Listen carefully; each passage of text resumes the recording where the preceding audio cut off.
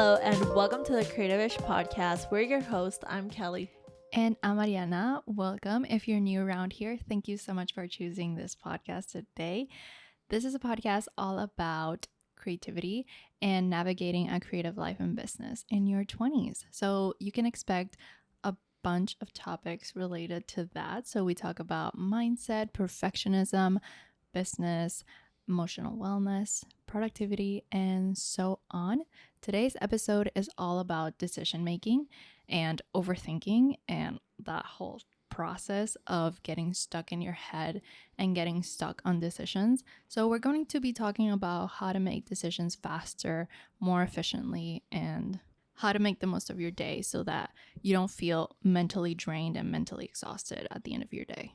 Yeah, exactly. As you say, usually at the end of the day, a lot of creatives can feel mentally exhausted, and most of the time is because we are making so many decisions throughout the day. From the moment we wake up to the moment we go to sleep, it's like decision. Like even something as little as choosing what to have for breakfast or choosing what to wear or even how to sign off an email. Like it's just so much overthinking. Don't get me started on email sign-offs, girl.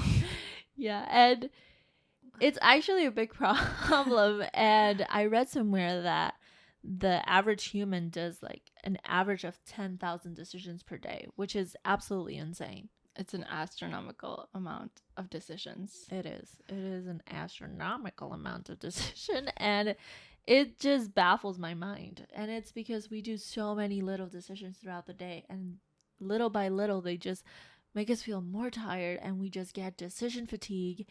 And what I wanted to talk about today, first thing, is during the day when we are at our best, it's during the morning because we've just woken up, we've, started the day. So our ability to make decisions is like clean. It's like a clean slate every morning. And so we need to prioritize to make the right decisions first thing in the morning. Mm-hmm. And a concept I would like to introduce is this concept called eat the frog, which basically means that you're doing the most important task first. Like the most important task of the day, you need to do it first because you're so clear-headed and you're able to make this decision and you don't feel drained yet and you just feel overall good.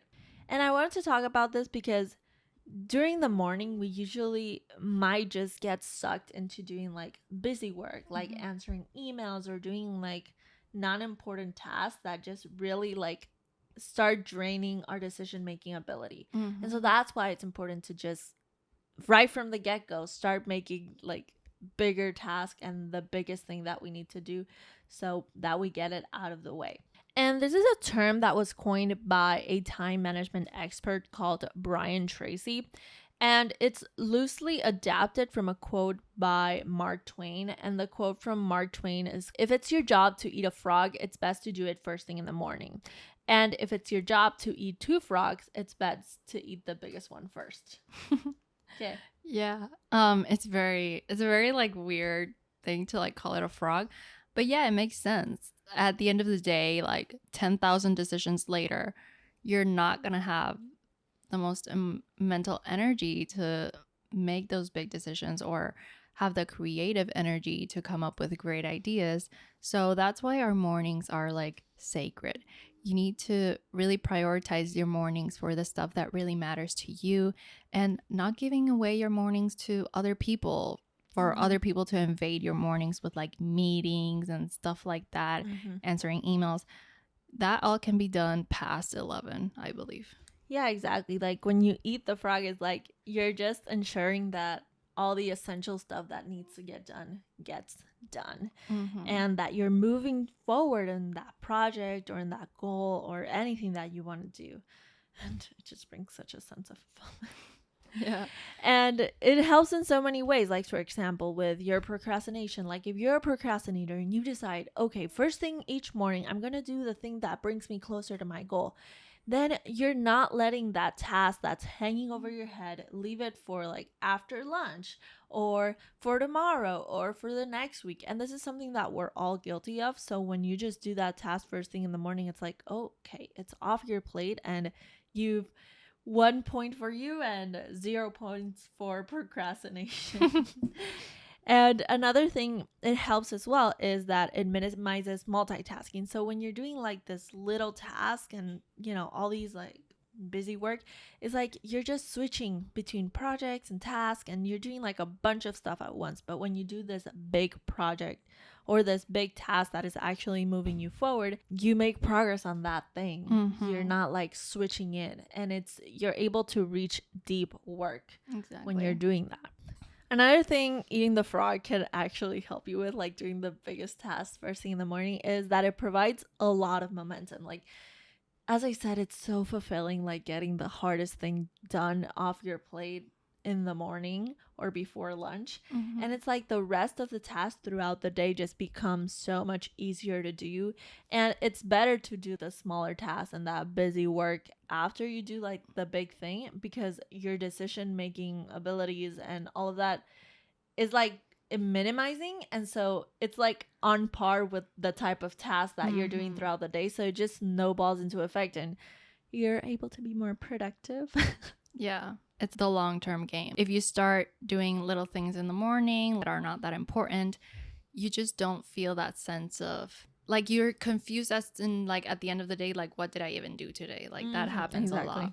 And I was actually listening to a podcast recently that was talking about how to create momentum. And this lady was talking about how when she has to do a certain output related activity, for example, like writing, she decides what would be the lowest output, what would be the most like medium output, and what would be the highest output for this activity. And sometimes you just have to like trick yourself into thinking like, I'm just going to start with the lowest output. Like, I'm just going to write, but I'm just going to write the introduction for this essay for like 5 minutes. And that's how I'm going to get started. You trick your brain into thinking like, okay, I'm just going to do that. So I'm not overwhelmed with the whole essay. I'm not going to do the whole essay right now. I'm just going to do like 5 minutes making the introduction. And then you're probably going to get momentum to keep going, but it's that getting started. It's just easier to get started that way.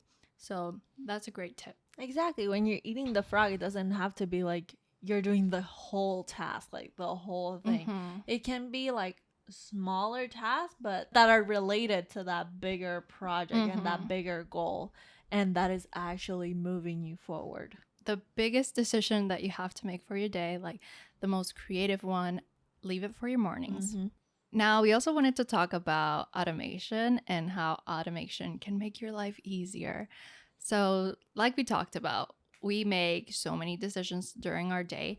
And if there's anything that you can do to like minimize the amount of decisions that are really just like they don't really matter that much, like deciding what to eat or deciding what to wear or deciding like how to sign up an email, I can spend literally 10 minutes looking up the best email sign up because, I get in my head and this happens.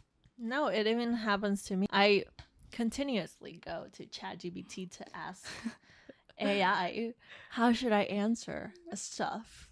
Yeah, and honestly, it's been great because sometimes I'm like, I don't want to answer this email in a way that sounds too aggressive or I want to be like friendly enough. And honestly, like AI has helped. Yeah, a lot, especially because I feel like I have a very dry tone in emails, and that's not me. I have a bubbly personality in real life. I don't know why that doesn't translate into my writing of emails. It doesn't translate at all. No. Like I read her emails and I'm like, who is this? I'm just like very blunt, like, yes. Like I don't add exclamation marks, anything. Like I don't think about that. I actually have to intentionally think about how to make the email nicer. Not that you have to always be nice in emails. Yeah. But that's another topic. But yeah, emails can take up a lot of our time. So a little life hack is to make email templates for everything.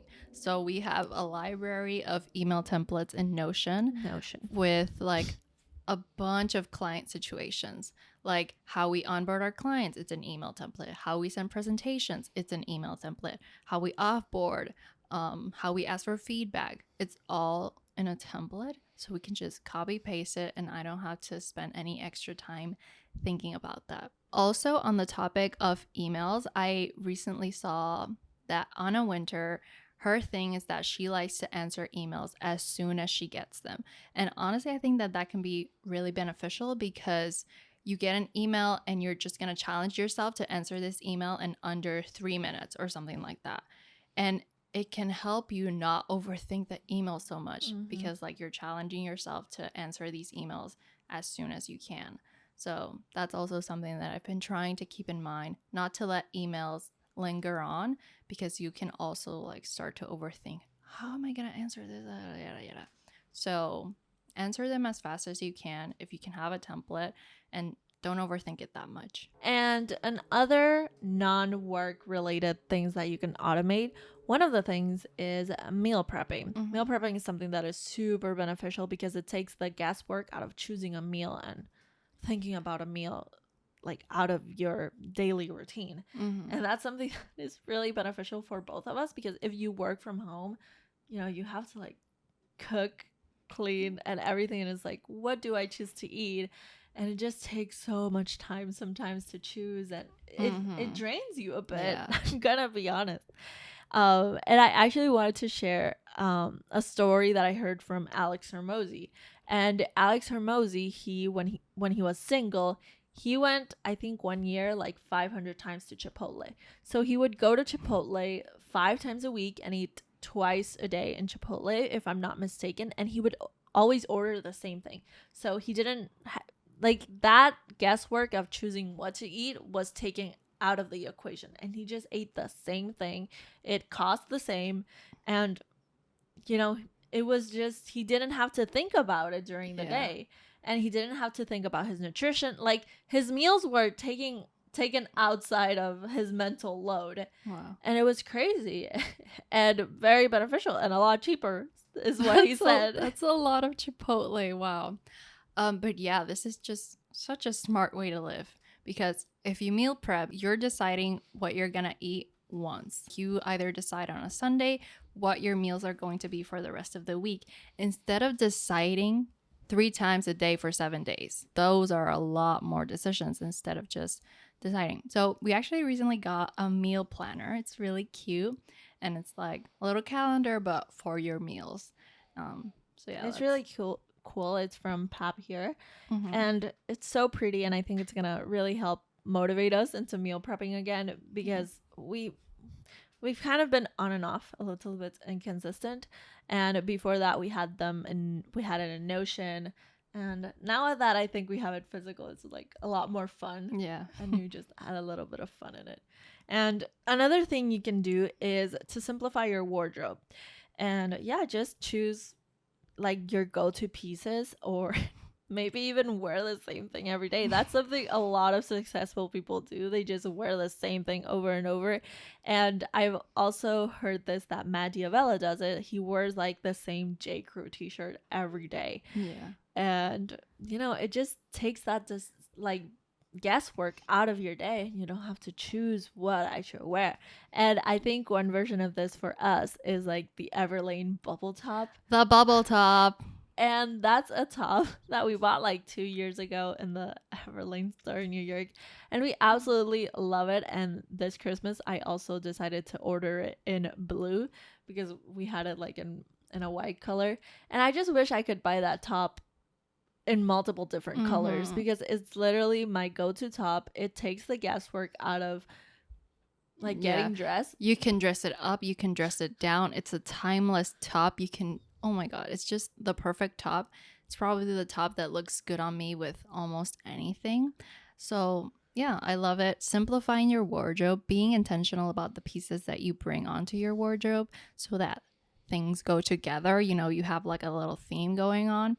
I know that for some people, like, fashion is a self-expression and they like enjoy the whole process of making an outfit and all of that. I wish that I was more like that, but honestly, I keep it simple in this period of my life. I feel like in future me, I imagine her to be like more of a fashion girl, but right now I just don't have the time and energy to do that. Yeah, it takes a lot of time to actually find cute pieces online. Like, it takes so much time. And get dressed. Yeah. I don't know. I just don't have the time for it right now. Anyway, to switch gears a little bit, I wanted to talk about analysis paralysis and how to make decisions when you either have a little bit of fear over a certain type of decision or a decision feels too big and you really don't know what to do. I'm talking about bigger decisions like deciding where to move, deciding on a career, deciding if you want to do your business, start your business, etc., like those types of big decisions. I have done this framework that has worked so well for me and that has helped me gain a lot of clarity. It's kind of like a pros and cons list, but much more thorough and much more, it will give you the answers that you need. It's basically a table with 3 rows and 3 columns.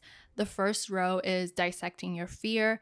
The second row is dissecting success. And then the third row is what would happen if you did nothing on this decision. So I'm going to go through it. So on the first row, the first column is about what you're afraid of. Let's say that you are afraid of moving. And one of your fears is that if you move to this bigger city, you're going to lose more money. So that is one of the fears. And then in the second column, the one next to that, you're going to write down how can you actually prevent that from happening? So how can you prevent losing money? And you can write down some ideas. Be creative with it and think out of the box. And then on the column after that, you're going to write, if you did lose money, how would you fix it? And how would you get out of that situation? For example, if you did lose money moving to a more expensive city, how would you fix that? You could either get a second job, you could either, I don't know, get a credit card, or you could move back home. You could move back home. So many ideas. And then on the second row below that, it's all about dissecting the success.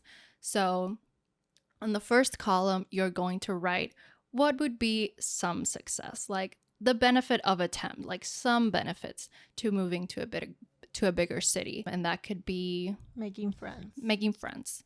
Then on the column next to that, you're going to write what would be benefit of partial success. So like medium success. Oh, I have a friend group, or I can walk more. It's a walkable city, or I can make more money.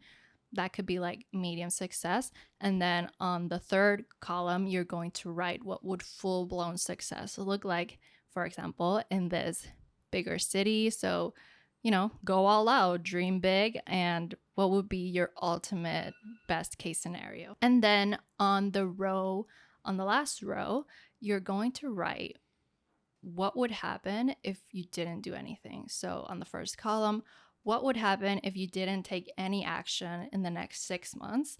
And then on the second column next to that, you're going to write what would happen if you didn't do anything in 1 year. And then on the third column, you're going to write what would happen if you didn't do anything in 3 years. This is just such a good reflecting exercise for you to really pull a muscle and maybe some things that you wouldn't really think of if you were just writing a pros and cons list. It really makes you look at the decision holistically and think about all the different aspects of this decision. And then you could use this chart for both of the decisions. For example, if one of the decisions is staying in a smaller, cheaper city, and another decision is, like you said, moving to the city, well, then you would make these columns for each of those decisions and then weigh the options to see which one is better for you. With which one are you more okay with the trade-offs? Exactly, with the trade-offs. And I think something we can also talk about in this decision making when you're making like decisions that are a little bit bigger is listening to your gut. And I feel like your gut, it has so much wisdom and it can tell you so much. At the end of the day, any decision that you make will eventually be okay, because even if it's not the right decision, but I don't like to say that, I feel like every decision is the right decisions, because you will always learn and you will always grow from each decision that you make. But even if it's not the right decision, as I said, you will learn. And I think this is something that is very important to me as well, like listening to your gut, because if you listen to our human design episode, which if you didn't, I highly suggest that you do. It's episode 18 with our human design coach, Sophie. When we got our charts read, my inner authority is the gut feeling. And I lead a lot with my gut feeling. And basically, like, doing decisions with your gut feeling just means that whenever a decision is presented to you, how do you feel about that decision in your body? Like, does your body lean into a full body yes? Does your body feel icky? Like, no, I don't want to do that. Do you feel uncomfortable? So just lean into what feels good and what feels like the right decision for you. Your body will let you know, especially if your inner authority is follow your gut. So just listen to that intuition and follow your gut.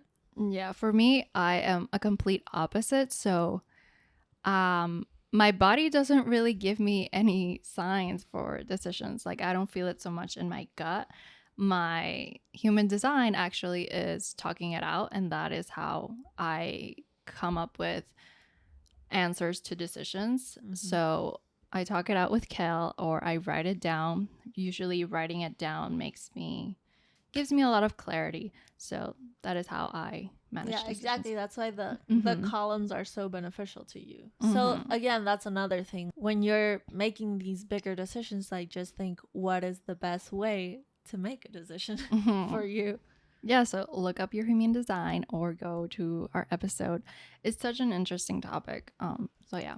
And then something that I also wanted to talk about with decision making, especially like bigger decisions like that, is to make decisions out of a place of joy versus out of a place of fear. So, for example, instead of fear of missing out, it can be like making decisions with a joy of missing out, for example, because I think that sometimes we can get just like pushed and pulled by certain expectations from our family, expectations from our friends, or societal pressures or expectations to be at a certain point, to be a certain type of person, to show up on a certain type of way. And that kind of like leads us to make decisions from a place of fear of missing out. So yeah, I just wanted to introduce this other alternative that is like making decisions with a joy of missing out, because you know what feels true to you and you know what your path is, and just kind of like being okay with saying no to certain types of things that don't align with your long-term vision. For example, drinking for us, like, that's not really aligned, and that's not something that we really don't really enjoy. And so we look at it like sometimes we would feel like we were missing out and we weren't being included and all of that. But the reality is that we can feel joy with missing out on those types of activities because it doesn't really make us feel good. It's not true to us. And it's more worth it to indulge in activities that do make us feel good. Like, we just rather do brunch or do a cute little picnic or do a little walk instead of like doing the other stuff. Yeah, when we realized this, it was like a light bulb moment, because it was, sometimes you do feel that like FOMO when you say parties and stuff like that. But then we realized, like, oh, we don't necessarily have to be like party friends, because it's something that we genuinely don't enjoy. So it was like feeling FOMO, but it wasn't really a thing, because when we were at those parties or at those events, we didn't enjoy being there. Yeah. And so in the long run, we realized that we had more joy by declining those opportunities and those experiences and stuff like that, because it just made us happier. Exactly. So it's actually, instead of FOMO, it's JOMO, joy of missing out. Acting from a place of joy can just help you tap into who you really are instead of moving around through life acting based on external pressures and, doing things that later on you'll possibly regret. And while I was also doing research on this, I came across this article on Nest Labs that was all about FOMO. There's FOMO, JOBO, and FOBO. These are all fears around decision making. And FOBO is actually fear of a better option. And this is what makes us, get into that whole analysis paralysis, overthinking, because we have a fear that we might make a decision and later on find out that there was an even better option for us. This is such a thing for me. And there's actually like this quote that says, learning to choose is hard, learning to choose well is harder, and learning to choose well in a world of unlimited possibilities is harder still, perhaps too hard. And this is a quote by Barry Schwartz. I also came across that there are two different types of people in this world, two different ways of making decisions. There are people that are maximizers and there are people that are satisficers. Basically, a maximizer is a person that is always trying to optimize for making the best possible decision, versus a satisficer is a person that can be satisfied with their decisions. They make decisions faster and they're okay with it being just good enough. So basically, the research shows that the type of people that are maximizers, down the road, they end up regretting their decisions more often because they're the type of people that are slower. They make decisions slower and they take just a longer time researching, trying to have the most possible knowledge on a decision. Whereas satisficers are people that are more satisfied with their decision making because they were able to make decisions faster and learn faster and move through life faster. So especially in your business, this is something that it is a muscle, making decisions faster. It's something that all high achievers have in common, their ability to act when an idea comes. Remember that creativity does have a shelf life. So when a creative idea comes to you, it's so important that you act on it in the fastest way that you can. If it's maybe doing the minimal viable product of this idea and being satisfied with that, but just like acting on your ideas is such an important thing for you to learn faster, to move through your business and your conflicts faster as well. No, for sure. I think it's very important, and I think that's also something I fall into, that I feel like I need to learn everything and do everything before I actually take the action. It's a big problem. It's a big problem. Yeah. And I feel like it just depends on the situation. Yeah. But I feel like you are quicker to take action on certain things. And yeah, there's nuances. But I'm definitely sometimes a maximizer. And the reality is that you'll probably never have all of the knowledge to make the best possible decision. And sometimes it comes down to making probably the most sensible or the most logical or illogical or emotional. It's based on how you make decisions. So if you're a more logical person, act fast on that because you know that that is true to you. If you're an emotional person, make decisions that maybe are more rooted in your decisions because that will feel more authentic to you. So yeah, some ways that you can also cope with like the fear of a better option. And I think of myself when I go to a restaurant and I legit am the slowest person to order because I read the menu from top to bottom. I analyze every single option and it probably takes me like 20 minutes to decide what I want to eat. And that's just not a good way. It's very embarrassing when the waitress comes like 3 times and it's like, you still don't know what to order? So yeah, a way to cope with this is to just choose 2 options randomly.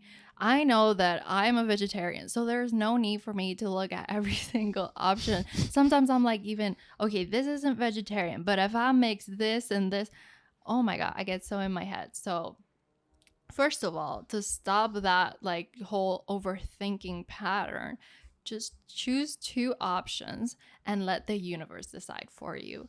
So something that you can do is either you flip a coin or you can like look at the time, and if it's an odd number, then it's this decision, or like stuff like that. So yeah, that's a smart thing that you can do. It's a way of like externalizing decisions and getting out of your head and just kind of like releasing the mental pressure and mental energy. Yeah, asking the universe for those decisions, that doesn't really matter if you choose option 1 or option 2. Like, it's almost the same. Like, they're not really important decisions, so just flip a coin on it and get it over with.